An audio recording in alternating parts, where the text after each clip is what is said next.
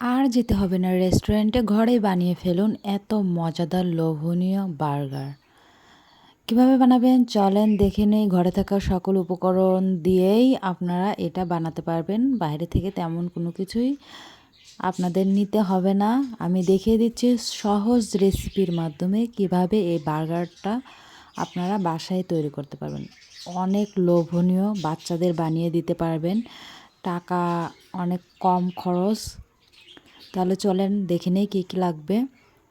আমার লাগতেছে হচ্ছে মুরগির মাংস, পোলট্রি মুরগির কয়েক পিস আমি মাংস নিয়ে নিচ্ছি। অনেক বেশি যে লাগবে তা না।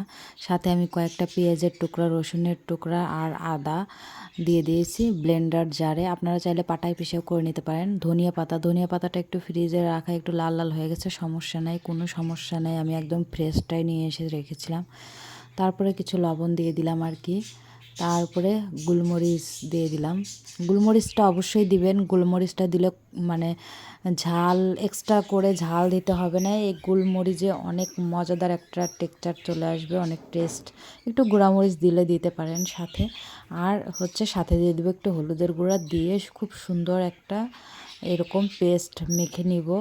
তারপরে এটাকে সুন্দর একটা সাইজ মতো আপনারা এরকম গোল গোল শেপ দিয়ে চারকোনা শেপও দিতে পারেন, দিয়ে জাস্ট ভেজে নিব। একটু রুটির চেয়ে একটু বড় করে করে ভেজে নিব। তাতে করে কী হবে, চারপাশ দিয়ে একটু বেরিয়ে থাকবে, দেখতে অনেক সুন্দর লাগবে। আমি এখানে কিছু পরিমাণ চিজ দিয়ে দিচ্ছি। আমি যে পিৎজা বানাই সেই পিৎজার চিজটাই দিয়ে দিচ্ছি। আপনারা চাইলে স্লাইস চিজটা ব্যবহার করতে পারেন, এই চিজটাও দিতে পারেন। এটা কিন্তু হচ্ছে টেস্টি হয় আর কি। এই যে জাস্ট দেখেন চিজটা কিন্তু গলে গেছে। আর আমি হালকাভাবে এই যে বার্গার বানের হচ্ছে মাঝখান দিয়ে একটু কেটে এরকম হালকা করে ভেজে নিচ্ছি। একটু ফ্রিজে রেখেছিলাম, এর জন্য হচ্ছে ঠান্ডা ঠান্ডা ছিল। আর এভাবে একটু ভেজে নিলে কিন্তু অনেক বেশি মজা হয়। আমি এখানে হচ্ছে সস দিয়ে দিচ্ছি। আপনারা যে কোনো ব্র্যান্ডের সস ব্যবহার করতে পারেন আপনাদের চয়েস অনুযায়ী। এই যে সুন্দরভাবে আমি একটু সস দিয়ে দিচ্ছি, দেখেন। এই যে সস দিয়ে জাস্ট একটু এরকম করে একটু ছড়িয়ে দিচ্ছি।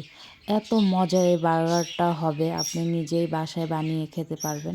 বাসায় যদি এত সুস্বাদু, মজাদার এবং হচ্ছে পুষ্টিকর একটা জিনিস বানিয়ে খেতে পারেন নিজের হাতে, তাহলে তো ভালোই। তারপরে ওই যে আমি প্যাডিগুলো দিয়ে দিলাম।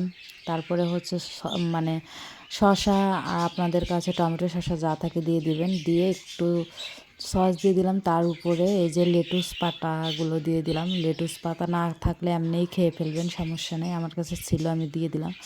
দেখেন জাস্ট কত লোভনীয় হয়েছে দেখেন। একটা বার্গার আপনি যদি এভাবে বাসায় বানিয়ে খেতে পারেন তাহলে এত টাকা দিয়ে কেন কিনতে যাবেন বলেন। দেখেন অসম্ভব মজা এবং লোভনীয় হয়েছে। আপনাদের কেমন লাগলো এত সহজ রেসিপিটা আপনাদের সাথে শেয়ার করলাম। তাহলে অবশ্যই একটু লাইক, কমেন্ট এবং শেয়ার করে পাশে থাকবেন।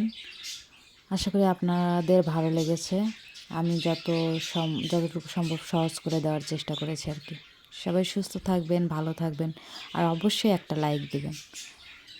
ধন্যবাদ।